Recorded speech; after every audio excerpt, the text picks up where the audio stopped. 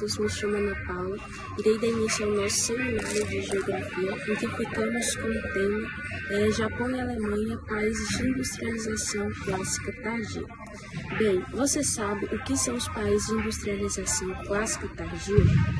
Bem, são países que eles tiveram aí o seu processo de industrialização tardio, porque eles tiveram que enfrentar grandes adversidades e derrotas.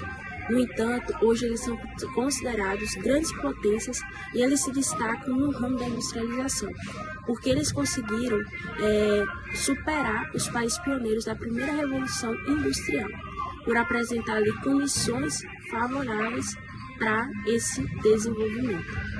Bem, o que é a industrialização? A industrialização ela é conhecida como um processo de modernização pelo qual passam os meios de produção de uma sociedade, sendo caracterizada pela ampliação tecnológica e o desenvolvimento da economia. Bem, mas como ocorreu o processo de industrialização na Alemanha? E por que esse processo foi tarde? Bem, diferentemente da França e do Reino Unido, que foram ali os primeiros, um dos primeiros, a se industrializarem logo na primeira revolução, a Alemanha ela teve seu processo tardio, um século depois, pois ela teve que enfrentar grandes dificuldades e derrotas. Bem, antes conhecida como Prússia, no século XIX, a Alemanha ela era dividida em 39 reinos, cidades livres e ducados, os quais eles possuíam uma economia diferente e uma política. A única coisa que eles tinham em comum era a sua raiz linguística, ou seja, o alemão, o idioma, e a base cultural. Mas do resto era totalmente diferente uma da outra região. A política, a economia, como eu disse, Então isso dificultou muito para que ela se desenvolvesse ali nesse ramo. Porque como é que ela iria desenvolver sendo que ela não era unificada? Então só a partir de 1870, com a coroação do imperador Guilherme I, é que a Alemanha ela vai ser unificada, passando aí a ser uma única nação, ou seja, um Estado nacional. Aí sim ela vai conseguir desenvolver. Então, a partir daí, desse modo, já no fim ali do século XIX, ela vai conseguir superar os países pioneiros da primeira revolução industrial, porque ela vai apresentar condições favoráveis para o seu desenvolvimento, além dela estar ali já unificada também. Então, que fatores serão esses? A disponibilidade de riquezas minerais em seu território, principalmente o ferro e o carvão mineral, vai contribuir para esse processo. Um outro fator vai ser as transformações ocorridas ali no setor agrícola e o expressivo êxodo rural que vai direcionar esse contingente populacional para a indústria, ou seja, a migração do homem do campo para a cidade vai fortalecer cada vez mais a mão de obra na indústria. Então, a união aduaneira entre as antigas divisões e de 1834 o governo também vai contribuir, a adoção de uma única moeda e um mercado consumidor, o surgimento, o crescimento ali da rede ferroviária, que vai permitir ali a circulação das matérias-primas e dos produtos industrializados, também vai ser um fator. Nós vamos ver aí no decorrer da história também, no século XIX, a gente vai ter o surgimento de grupos empresariais, como o Consens, que ele vai atuar em diversos ramos, como o metalúrgico, o siderúrgico e o químico. A gente vai ter um exemplo atual dessa empresa, que vai ser a ThyssenKrupp, que vai ser produtora de aço, armas e munição, que fica localizada em Essen, que ela aborda no livro. Então, vão ser vários fatores que vai contribuir para a sua rápida industrialização. Mas o que vai fazer com que esse processo seja tardio? Logo ali, quando ela está se desenvolvendo,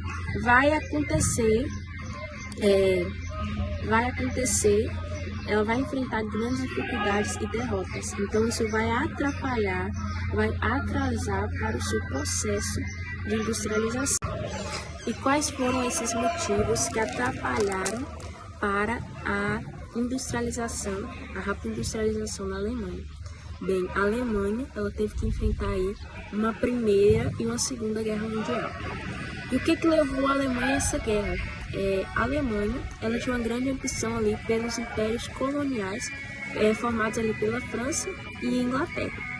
Então essa ambição foi tão grande que levou ela a esse fato. A Primeira Guerra vai de 1914 até 1918 e a Segunda Guerra vai de 1939 até 1945. A sua maior perda vai ser justamente na Segunda Guerra Mundial, porque vai ser na Segunda Guerra Mundial que a Alemanha ela vai ter o seu parque industrial destruído. Então vai ser um choque, um baque muito grande. O outro ponto é que ela vai se dar mal com um Tratado de Versalhes. O Tratado de Versalhes vai fazer com que a Alemanha ela seja obrigada a pagar indenizações aos países que foram ali destruídos, que foram derrotados e tal. Eu não vou entrar muito a fundo porque não aborda no livro, mas ela vai ser prejudicada também por conta desse tratado. A Alemanha ela vai ser dividida em Alemanha Oriental e Alemanha Ocidental por quase 40 anos. Então isso vai atrapalhar para a sua industrialização, porque aí nós vamos ter ela antes era unificada e aí agora ela pegou e foi desreunificada, né? Então isso vai dificultar também. Ela vai ter a sua capital dividida em Berlim Ocidental e Berlim Oriental. Então isso tudo aí vai prejudicar, atrapalhar drasticamente no seu processo de industrialização. E quais são as diferenças da Alemanha Ocidental para a Alemanha Oriental?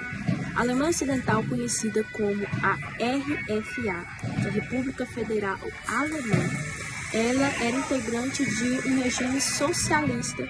Ela tinha uma política de mercado, tinha vários partidos também. Ela tinha sua economia regida com a ajuda de um plano conhecido como Marshall. Ela participava aí da união de uma comunidade, da criação de um partido conhecido como a CEE, que era a Comunidade Econômica Europeia. Nós vamos ver também que ela adotou como capital a cidade de Bonn, na Renânia. Nós vamos ver também que ela tinha ali a política do bem-estar. Bem, de um lado, para entender melhor, a Alemanha Ocidental, ela saía muito mais a sua forma ali de vida dos habitantes era muito melhor do que na Oriental. A Oriental, ela tinha um regime, não era capitalista, e se era socialista. Ela tinha uma economia planificada, não era uma economia de mercado. Ela preservou a sua capital em Berlim, a qual essa que eu citei anteriormente foi dividida, enquanto a Berlim Ocidental, que mesmo ficando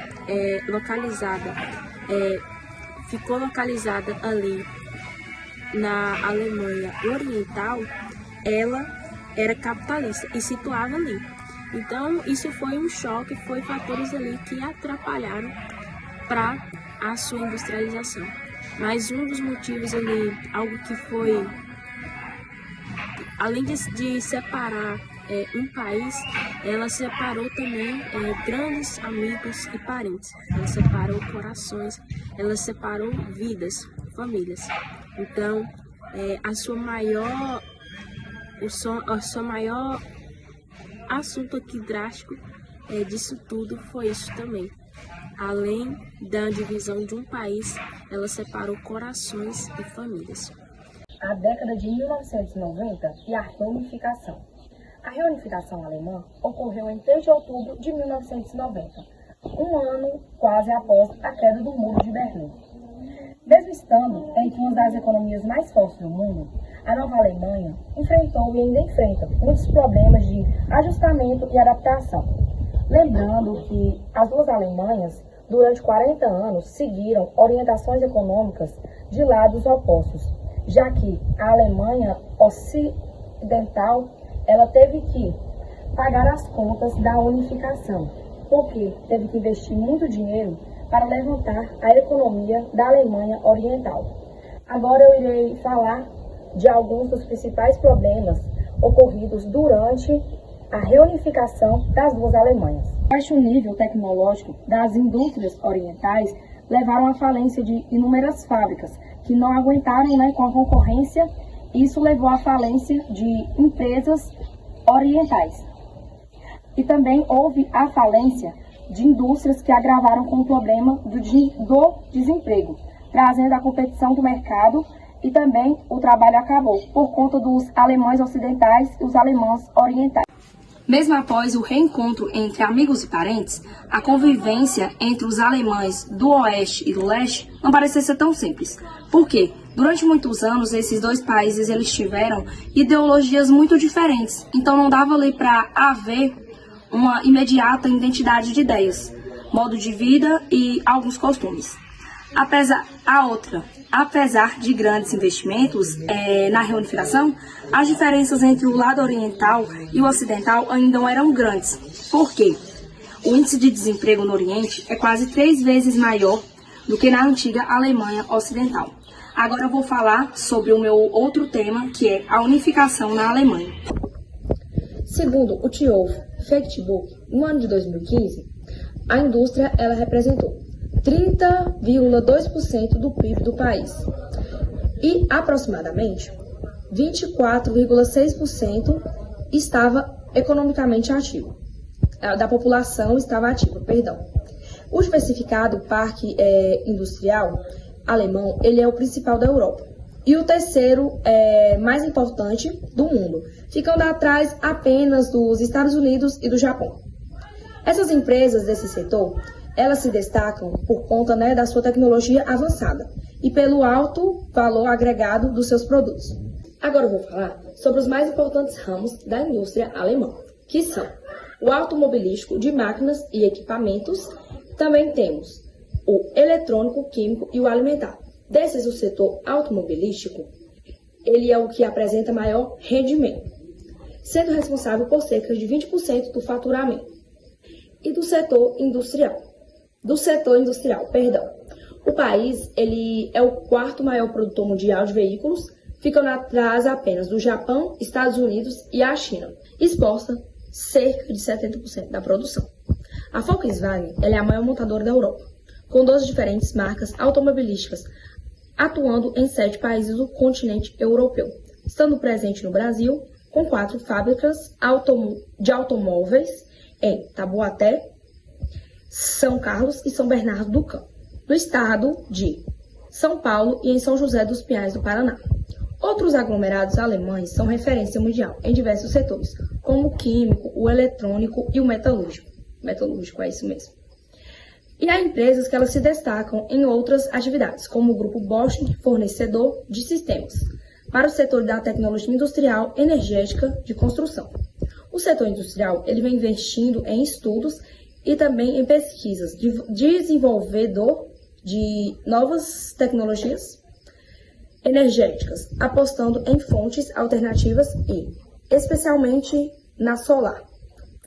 E é isso, agora eu vou passar para o meu colega. Bom, me chamo Vitor Gabriel, dando continuidade ao trabalho. Eu trouxe aqui o tema da localização industrial da Alemanha. Bom, falar da Alemanha é falar de potência industrial. E falar de potência industrial é falar da bacia do rio Rhine-Ruhr, que hoje assume o papel de ser a principal região de industrialização na Alemanha. Você se pergunta, como é que a bacia do Rhine-Ruhr traz uma importância tão grande assim no país? Bom, começando pelo rio Reno, ele traz a referência na sua questão de hidrovia.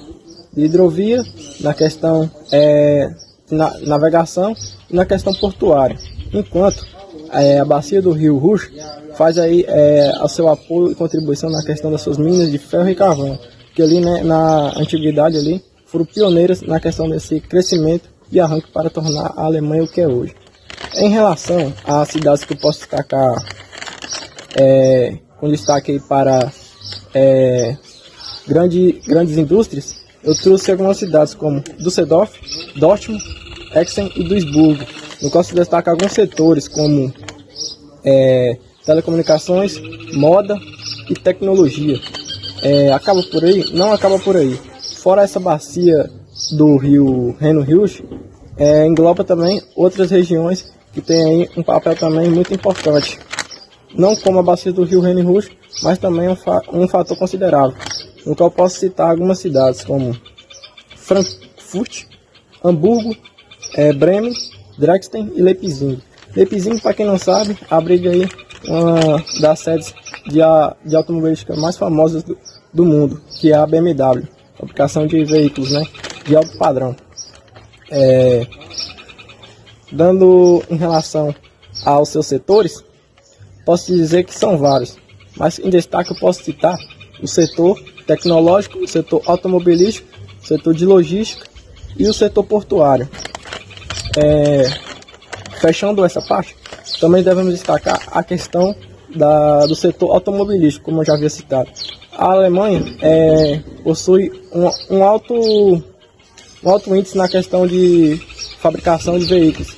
E aqui eu trouxe nome de cidades que sediam grandes indústrias automobilísticas aí na Alemanha, que fazem referência aí para o mundo. Então eu posso destacar Augsburg, sediando aí a sede da Volkswagen. Temos Stuttgart, sediando a sede da Porsche e da Mercedes-Benz. E temos Ingolstadt, que cedia a sede da Audi. Todos são marcas de indústrias de alto padrão tecnológico e veículos que fazem aí um padrão luxuoso e trazendo aí uma alta economia para o país e vem aí com uma fundamental importância nesse setor, né? Por ser o maior, no caso, o da automobilística. Fechando esse assunto de localização industrial, eu também devo trazer o destaque para a questão dos parques tecnológicos. Bom, os parques tecnológicos, posso dizer que são vários, mas hoje eu trouxe destaque para o Parque Tecnológico de Heidelberg e o Parque Tecnológico de Munique. Bom, começando pelo Parque Tecnológico de Heidelberg, ele vem com a importância para as indústrias na questão aí da união e interligação com uma das universidades mais antigas do mundo, enquanto o de Munique ter também o apoio e a contribuição, né, que fez esse crescimento de uma das universidades mais importantes do país, no caso a Universidade de Munique, no caso do nome da cidade. Se eu não me engano, ocupando aí o 4º lugar de melhor universidade do país, fazendo aí essa troca e interligação entre indústria e parque tecnológico. Olá a todos, me chamo Andressa e irei falar um pouco sobre a crise na União Europeia e sobre o Japão. Bom, a União Europeia ela é um bloco econômico que tem vários níveis de economia, política e cultura. Ela é formada por mais de 27 países membros. Porém, a União Europeia ela passou por um período de crise, no qual foi um período muito tumultuado que afetou gravemente a economia e a estabilidade política de seus países membros. Essa crise começou a se desenhar principalmente em 2008, após a crise financeira global que teve início nos Estados Unidos. Porém, a falta de conexão entre as economias europeias fez com que os efeitos dessa crise se espalhassem rapidamente por todo o continente, revelando a vulnerabilidade que vários países enfrentavam. Entre as principais causas da crise, destaca-se a crise financeira de 2008, que foi um período que expôs a fragilidade no sistema financeiro dos países europeus. Porém, esse período foi um período que gerou uma grande desconfiança em relação a várias instituições bancárias. Depois disso, surgiu a crise da dívida soberana, que afetou principalmente países como Grécia, Espanha, Portugal e Itália. Esses países elevou um alto nível de endividamento, no qual tornou difícil, financiar essas dívidas. Outro fator importante que não podemos deixar para trás foi a falta de coordenação das políticas econômicas entre os países da União Europeia, pois cada país tinha autonomia para definir suas políticas fiscais e monetárias, no qual gerou um desequilíbrio nas economias locais. Os impactos dessa crise foram profundos e variados. A Grécia, por exemplo, foi um dos países mais afetados por essa crise. Para não entrar em falência, o governo grego precisou recorrer a resgates financeiros internacionais. Porém, esses resgates gerou drásticas medidas severas, pois entre essas medidas encontra-se o quê? Foram cortes drásticos em serviços públicos, o aumento dos impostos, o que acentuou principalmente a queda na qualidade de vida da população e também o aumento do desemprego. Espanha e Portugal também enfrentaram grandes dificuldades. A Espanha viu seu setor imobiliário entrar em colapso, resultando assim em grandes taxas de desemprego, especialmente entre os jovens. Portugal passou por um rigoroso programa de austeridade que afetou áreas como saúde e educação. Esses desafios não apenas impactaram as economias, mas também geraram tensões significativas. Para enfrentar essa complexa situação, foram adotadas diversas medidas de emergência. A União Europeia, em colaboração com o Fundo Monetário, implementou o quê? Programas de resgate financeiro para os países mais afetados. Essa intervenção visava estabilizar as economias nacionais e restaurar a confiança do mercado financeiro. Além disso, foram implementadas políticas de controle, orçamento mais rigoroso para quê? Para garantir a responsabilidade fiscal entre os Estados-membros da União Europeia. A União Europeia também, o que ela fez? Ela buscou promover uma maior integração econômica e fiscal com o objetivo de evitar futuras crises e também fortalecer a coesão entre os países membros da União Europeia. E agora irei falar um pouco sobre o Japão. A história japonesa é marcada por períodos distintos que moldaram a sociedade e a cultura do país ao longo dos séculos. Durante a era feudal e agrária, o Japão era dividido em feudos que eram controlados por daimyos. O que era daimyos? Daimyos eram os senhores feudais que exerciam poder sobre pessoas e sobre terras. Nesse período, os camponeses desempenhavam um papel fundamental na produção agrícola, enquanto os samurais e membros da classe guerreira protegiam e serviam aos daimyos. Assim como todo o país, com o Japão não seria diferente, e o Japão também tem seus marcos na política. Uma das políticas mais marcantes da história japonesa foi o período de isolamento político que visava manter a estabilidade interna do Japão e preservar a sua cultura frente às influências estrangeiras. Durante mais de 2 séculos, o país ele se manteve, fortemente longe do mundo exterior, restringindo o comércio e as relações diplomáticas.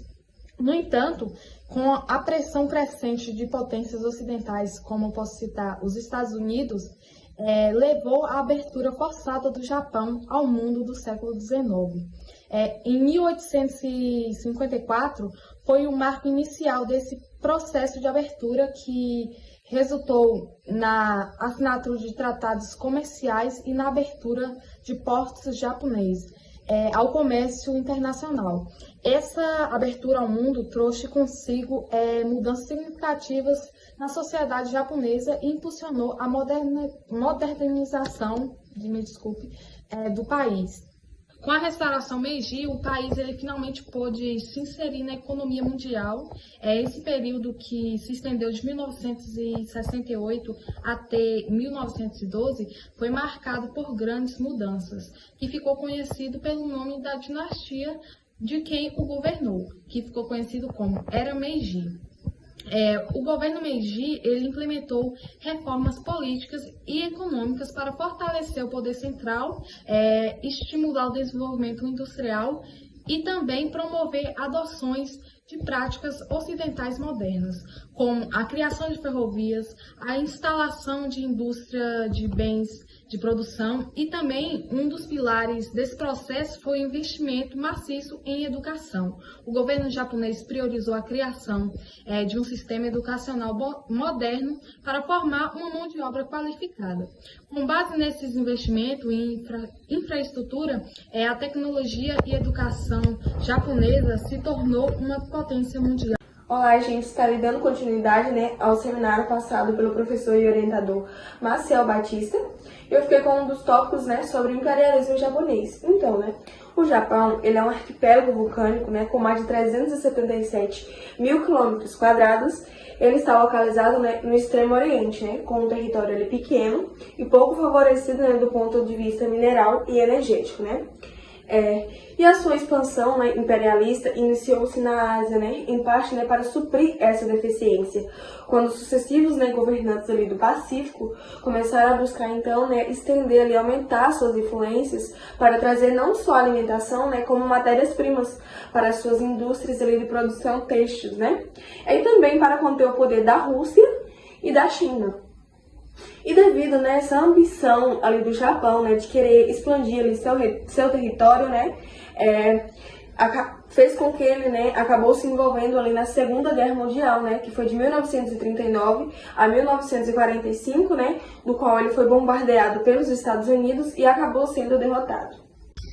Segundo a FMI, em 2014, o Japão era a terceira maior economia do mundo e alguns fatores contribuíram para que o país alcançasse essa posição.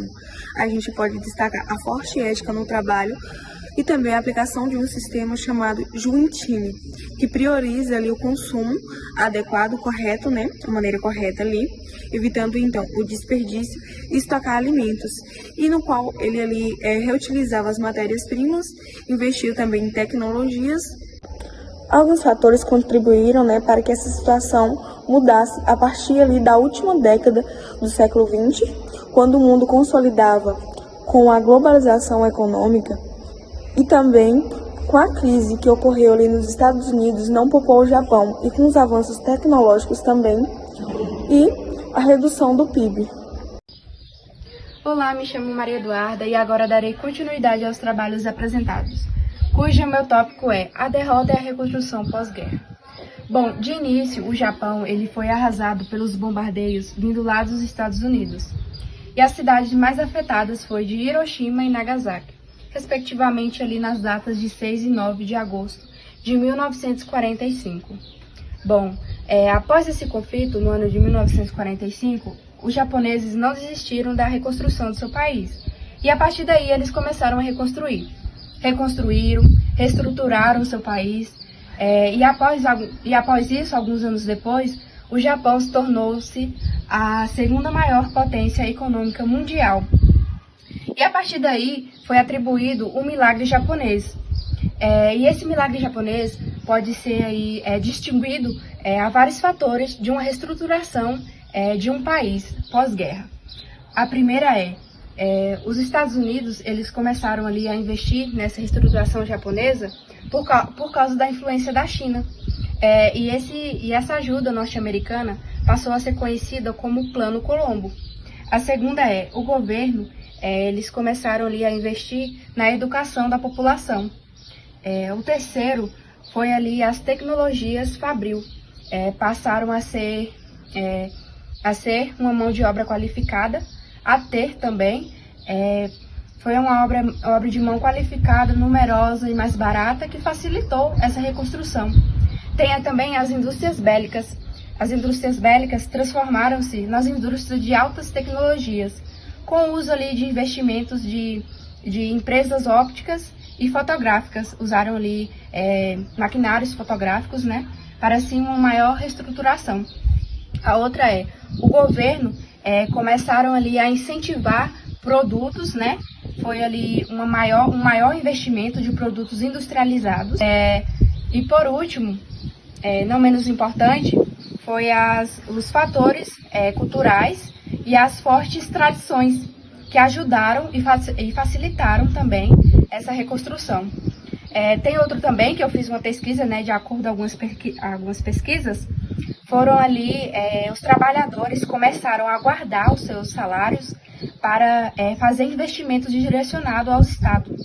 E foi daí também que passaram a ser uma grande ajuda para essa reconstrução e essa reestruturação do país.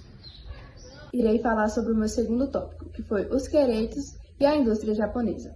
Bom, no período anterior da guerra, a economia japonesa era dominada por 4 grandes Zaibatsu. Era o Sumitomo, Mitsubishi, Mitsui e Marubeni, que já atuavam ali na área de aço, comércio exterior, bancos e entre outros setores chaves da economia. E ali na reestruturação econômica do pós-guerra, essas estruturas garantiram ali uma forma diferente. Os novos grupos econômicos, chamados de Keiretsu, já exerciam ali uma importância fundamental no funcionamento da economia dessas empresas. Os Keiretsu costuma ser uma área ali que estrutura e existe né, uma grande empresa de grande poder econômico e um conjunto de pequenas organizações autônomas, mas que divide ali um desenvolvimento de acordo com os seus setores econômicos. E esses grupos mantiveram ali as mesmas raízes dos shoguns e também das famílias que já tinham ali o poder econômico do Japão e atuavam ali na era Meiji. Os Keiretsu também é composto por empresas distintas com autonomia naval, de aço, têxteis, de bebidas e entre outros. Ou seja, toda uma vasta linha de produtos e serviços são integrantes e complementares desse grupo aí. No centro do grupo estão um banco e uma companhia, ou seja, são de comércios. E tudo que é produzido por essas empresas compõe ali o tal Keiretsu. E são comercializados pela respectiva Treng, tanto no comércio interior quanto no comércio interno. E podemos citar também os 6 primeiros Keiretsu, que são japoneses. Primeiro, o Mitsu, Mitsubishi, Itochu, Marubeni, Sumitomo e o Sojitsu.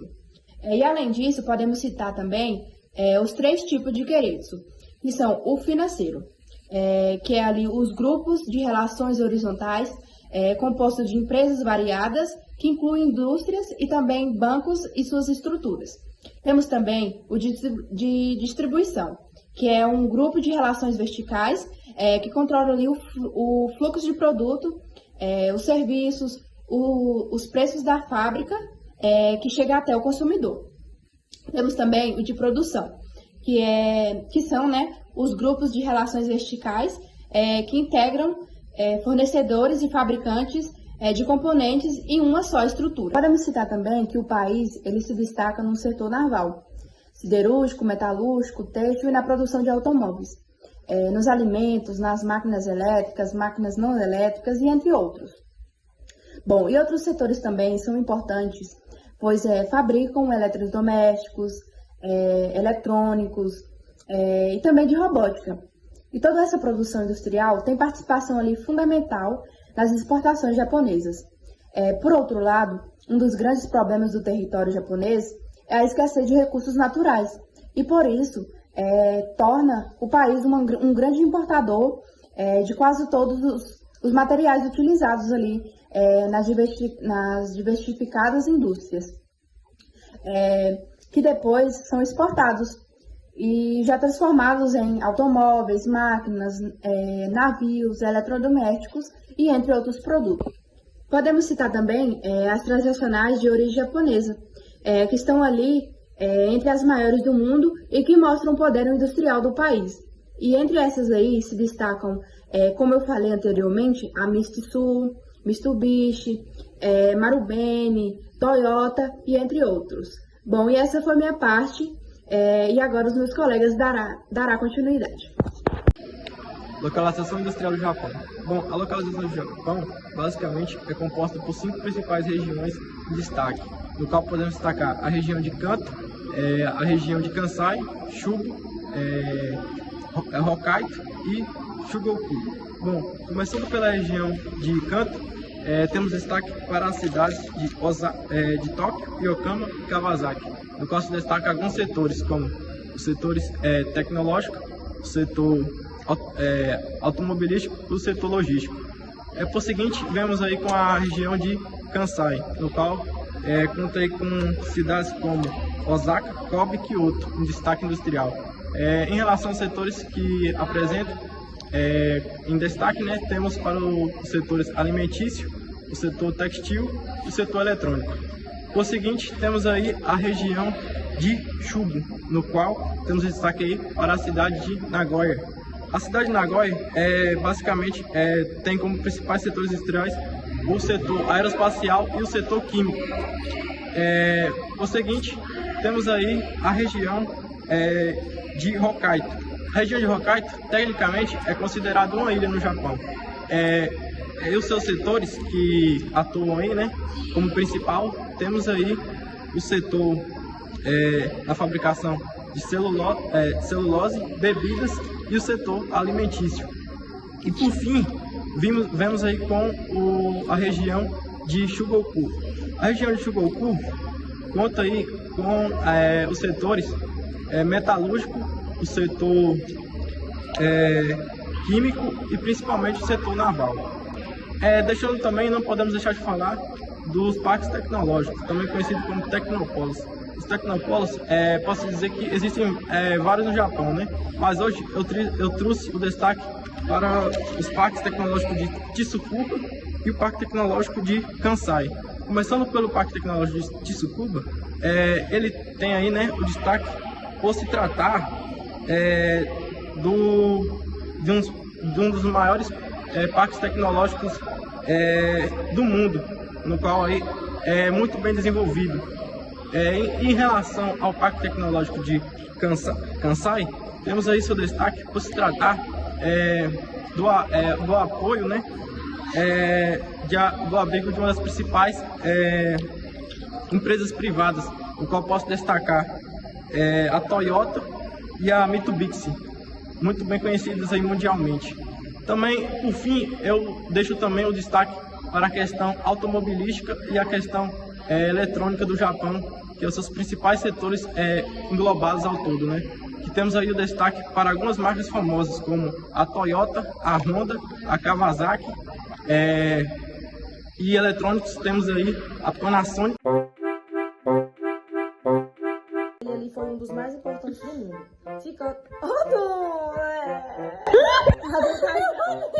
Os principais casos da crise Mesmo com o reencontro entre amigos e parentes, depois de muitos anos, a convivência, né, dos alemães,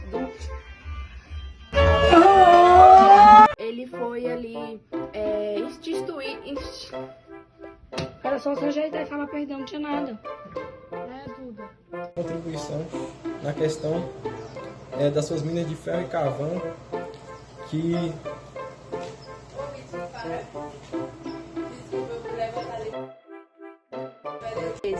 E esse milagre ele pode ser atribuído em vários fatores. Ah, não, gente. Aí é de lascar o bode. Medidas severas que o governo teve que não. Eu sei o que. E essa foi. Não precisa.